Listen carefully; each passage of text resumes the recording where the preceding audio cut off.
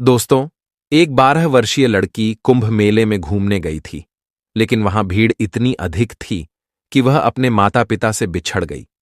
पूरे 2 दिन तक वह कुंभ मेले में इधर उधर भटकती रही। तभी एक साधु महात्मा उसके पास आए और उससे बातचीत करने लगे। जब उन्हें पता चला कि वह लड़की अपने घर वालों से बिछड़ गई है, तो उन्होंने उस बच्ची को साध्वी बना दिया और अपने अखाड़े में ले जाकर बैठा दिया। वह लड़की उस समय रोने लगी और अपने घर जाने की गुहार लगाने लगी। लेकिन दोस्तों, वह साधु बाबा उस लड़की को छोड़ता नहीं है, बल्कि अपने तंबू में ले जाकर उसके साथ कुछ ऐसा करता है जिसके बारे में आप लोग सोच भी नहीं सकते। तभी एक व्यक्ति इस घटना की जानकारी पुलिस को दे देता है और दोस्तों, वह व्यक्ति पुलिस से कहता है कि एक साधु बाबा है जो एक छोटी लड़की को बंधक बनाकर अपने तंबू में रखा है और न जाने उसके साथ क्या क्या कर रहा है। वह लड़की काफी देर से रो रही है, चीख रही है, चिल्ला रही है और घर जाने की गुहार लगा रही है, लेकिन वह साधु बाबा उसे जाने नहीं दे रहा। अब दोस्तों, जब यह बात प्रयागराज के दरोगा को पता चलती है, तो वह दरोगा, जिनकी बड़ी बड़ी मूंछें होती हैं, अपनी टीम को लेकर उस साधु के तंबू में पहुंच जाते हैं। दोस्तों, वहां का जो नजारा वे देखते हैं, वह दिल दहला देने वाला होता है। उस लड़की के साथ जो कुछ भी हो रहा होता है, वह देखकर उनकी आंखों में आंसू आ जाते हैं। इसके बाद दोस्तों, वह दरोगा साहब उस साधु का ऐसा हाल करते हैं जो शायद आप सोच भी नहीं सकते। दोस्तों, इस कहानी को पूरा जरूर सुनिए। यह एक सच्ची घटना है। उस लड़की का नाम अंशिका होता है, जिसकी उम्र 13 वर्ष होती है।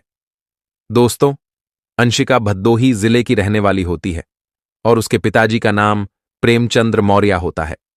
अंशिका अभी कक्षा 6ठी में पढ़ रही है और 4 दिन पहले अपने माता पिता के साथ कुंभ मेला में स्नान करने गई थी। लेकिन दोस्तों, जब गंगा नदी में स्नान करने के बाद वह बाहर निकलती है, तो वह रास्ता भटक जाती है। उसे समझ नहीं आता कि उसके माता पिता किस दिशा में खड़े हैं। दोस्तों, अक्सर ऐसा ही होता है। आप किसी भी मेले में चले जाइए, चाहे ददरी का मेला हो या कुंभ का मेला, वहां भारी भीड़ होती है। मैं भी अपने अनुभव से बता रहा हूं। जब भी मैं अपनी मां के साथ गंगा स्नान के लिए जाता हूं, कई बार ऐसा होता है कि स्नान के बाद दिशा का अंदाजा नहीं लग पाता कि किस ओर से आए थे और किस ओर जाना है। ठीक इसी तरह अंशिका जब स्नान करके बाहर निकलती है, तो अपने माता पिता से बिछड़ जाती है। उसे अपने माता पिता कहीं नजर नहीं आते और वह बहुत परेशान हो जाती है। अब दोस्तों, अंशिका के माता पिता भी बहुत परेशान हो जाते हैं, क्योंकि अंशिका नहाने के लिए गई थी और नहाकर कहाँ निकली है, यह उनके लिए भी एक पहेली बन जाती है। अंशिका के माता पिता वहां पर अनाउंसमेंट करवाने में जुट जाते हैं। दोस्तों, एक बात मैं आपसे कहना चाहूंगा कि अगर आप कुंभ मेले में नहाने के लिए जा रहे हैं, तो बहुत सतर्क रहें।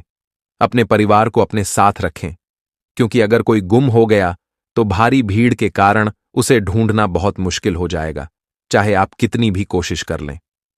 अंशिका के माता पिता कई घंटे तक, यहां तक कि लगभग 2 दिन तक अनाउंसमेंट करवाते रहते हैं, लेकिन फिर भी अंशिका का कोई पता नहीं चलता। लेकिन दोस्तों, अंशिका समझदारी से काम लेती है। वह इधर उधर लोगों से पूछताछ करती है और लोग उसे वहां ले जाते हैं जहां अनाउंसमेंट होता है। वहां जाकर अंशिका भी अपने माता पिता का नाम अनाउंस करवाती है और लगातार 2 दिनों तक यही करती रहती है, ताकि उसके माता पिता उसे ढूंढ सकें। लेकिन फिर भी उसके माता पिता उसे नहीं ढूंढ पाते। दोस्तों, वह छोटी सी बच्ची 2 दिन तक कुंभ मेले में इधर उधर भटकती रहती है। न तो कुछ खाती है, न कुछ पीती है। अगर कुछ करती है तो सिर्फ रोती ही रहती है। तभी जब 2 दिन का वक्त गुजर जाता है, एक साधु महात्मा की नजर उस लड़की पर पड़ती है। वह साधु बाबा, जिनका नाम संजय गिरी होता है, बरेली के रहने वाले हैं और जूना अखाड़े से संबंध रखते हैं। जब संजय गिरी की नजर उस छोटी सी बच्ची पर पड़ती है, तो वह उसके पास जाते हैं, उसे सहलाते हैं, उससे प्यार से बात करते हैं और पूछते हैं, बेटी, तुम क्यों रो रही हो? तब अंशिका अपनी पूरी कहानी संजय गिरी बाबा को बताती है। संजय गिरी बाबा उसे वहां से उठाकर अपने तंबू में ले जाते हैं और उससे बहुत सारी बातें करते हैं। तभी दोस्तों, संजय गिरी बाबा अंशिका से पूछते हैं, बेटी, तुम्हारे माता पिता का मोबाइल नंबर है? हम उनसे बात कर सकते हैं। लेकिन अंशिका को अपने माता पिता का मोबाइल नंबर याद नहीं था, क्योंकि वह अभी केवल 12 साल की थी। जब संजय गिरी बाबा उससे पूछते हैं, बेटी, तुम्हारा गांव कहाँ है और तुम कहाँ की रहने वाली हो, तो अंशिका सब कुछ सही सही बता देती है कि उसका गांव भदोही जिले में है। वह अपने प्रधान जी का नाम भी बताती है। दोस्तों, संजय गिरी बाबा 5 दिनों तक इस बात को पुलिस से छुपाते हैं।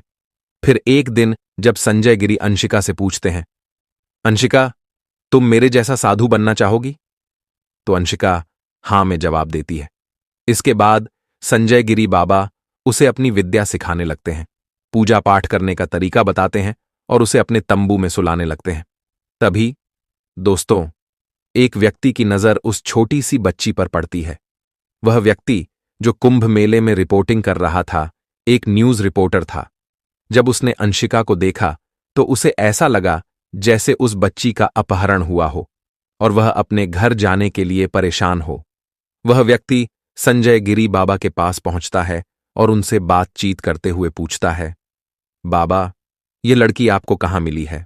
जब रिपोर्टर ने संजय गिरी बाबा से पूछा, आपके साथ यह बच्ची क्यों रह रही है, तो अंशिका ने पूरी घटना के बारे में बता दिया। इसके बाद एक बड़ा रहस्य सामने आया कि संजय गिरी बाबा ने अंशिका को जबरदस्ती अपने पास रखा हुआ था। रिपोर्टर ने अंशिका के माता पिता से संपर्क करने के लिए फोन मिलाया और किसी के माध्यम से उनका नंबर प्राप्त किया। जब अंशिका के माता पिता को यह जानकारी मिली तो उनका रो रो कर बुरा हाल हो गया। लगभग 6 दिनों से उनकी बेटी घर से गायब थी और 6 दिनों से वह अपने माता पिता से नहीं मिल पाई थी। वह बच्ची कुंभ मेला में इधर उधर भटक रही थी और 3-4 दिनों से बाबा के पास बैठी हुई थी। यह जानकर रिपोर्टर ने तुरंत पुलिस को सूचित किया।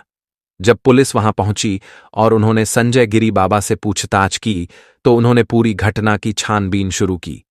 फिर यह पता चलता है कि संजय गिरी बाबा किसी भी अखाड़े से संबंधित नहीं थे। पुलिस ने उन्हें गिरफ्तार किया और गाड़ी में बैठाकर थाने ले गए। बाद में उस बच्ची को उसके माता पिता से बात कराई गई और फिर उसे उनके हवाले कर दिया। कुछ दिन पहले की एक घटना भी सामने आई, जिसमें एक माता पिता ने अपनी 10 साल की बच्ची को साधुओं के हवाले छोड़ दिया था। उन्होंने कहा कि उनकी बेटी साध्वी बनना चाहती है, इसलिए वे उसे गुरुजी के पास दान कर रहे हैं और फिर वहां से चले गए। जैसे ही यह जानकारी पुलिस को मिली, उन्होंने उस बच्ची को अपनी सुरक्षा में ले लिया और उसके माता पिता से संपर्क किया। पुलिस ने उन्हें डांट फटकार लगाई और फिर उस लड़की को उसके माता पिता के पास भेज दिया।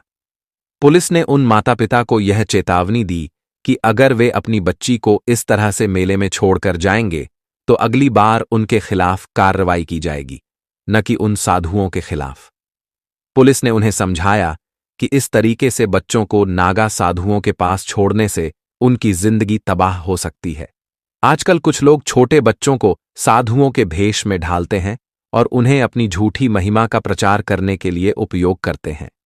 मुझे यह बात समझ में नहीं आती कि जब माता पिता अपने बच्चों को पैदा करते हैं तो उनका कर्तव्य है कि उनका ख्याल रखें, उन्हें अच्छे तरीके से पालन पोषण दें और उन्हें डॉक्टर, इंजीनियर या किसी अच्छे करियर की दिशा में मार्गदर्शन करें ताकि उनका नाम रोशन हो सके।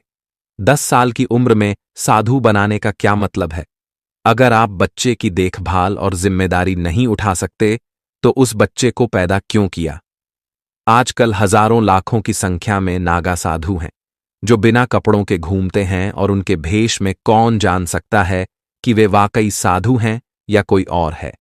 अगर आप ऐसे साधुओं के हवाले अपनी बच्चियों को छोड़ देंगे तो उनकी जिंदगी बर्बाद हो जाएगी।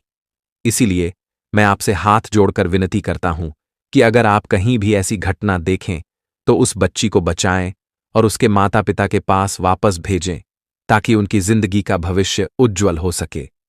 जो लोग इस वीडियो को देख रहे हैं, अगर आप कहीं भी ऐसी घटना घटित होते हुए देखें तो कृपया उन बच्चियों को बचाएं और उन्हें उनके माता पिता के पास भेजें ताकि उनकी जिंदगी बर्बाद होने से बच सके।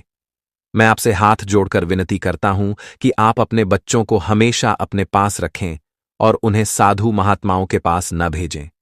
अगर आप ऐसा करेंगे तो जो इस वीडियो के माध्यम से आप जान रहे हैं कि बच्चियों के साथ क्या हो सकता है, वही उन बच्चियों के साथ भी हो सकता है। दोस्तों, इस घटना को सुनने के बाद आप क्या सोचते हैं? कृपया अपनी राय कमेंट बॉक्स में जरूर बताएं। फिलहाल दोनों बच्चियों को उनके माता पिता के पास वापस भेज दिया गया है और उन्हें साधुओं के चंगुल से छोड़ा लिया गया है। इस पर आपकी क्या राय है? कृपया कमेंट करके हमें बताइए। फिलहाल इस वीडियो में इतना ही। अगर आपको वीडियो पसंद आया हो तो कृपया वीडियो को लाइक करें, चैनल को सब्सक्राइब करें और शेयर जरूर करें। आपका बहुत बहुत धन्यवाद। इस कहानी का उद्देश्य किसी को दुखी करना या किसी की भावनाओं को ठेस पहुंचाना नहीं है। हमारा उद्देश्य आपको जागरूक और सतर्क बनाना है, ताकि आप इन कहानियों से सीखकर समाज में सकारात्मक बदलाव का हिस्सा बन सकें। यह कहानी कोई साधारण कहानी नहीं थी, ये एक सत्य घटना पर आधारित थी। तो आपको यह घटना कैसी लगी? अगर आपको यह वीडियो पसंद आया हो तो कृपया इसे लाइक करें और कमेंट बॉक्स में जय श्री राम लिखें। साथ ही हमारे YouTube channel fire crime story hub को सब्सक्राइब करना न भूलें, ताकि आप ऐसी और प्रेरणादायक कहानियों से जुड़ी रहें। धन्यवाद। जहां भी रहें, सुरक्षित रहें और सचेत रहें। दोस्तों, अपना कीमती समय देने के लिए बहुत बहुत धन्यवाद। फिर मिलते हैं एक नई कहानी वीडियो में। तब तक के लिए आप सभी का बहुत बहुत धन्यवाद।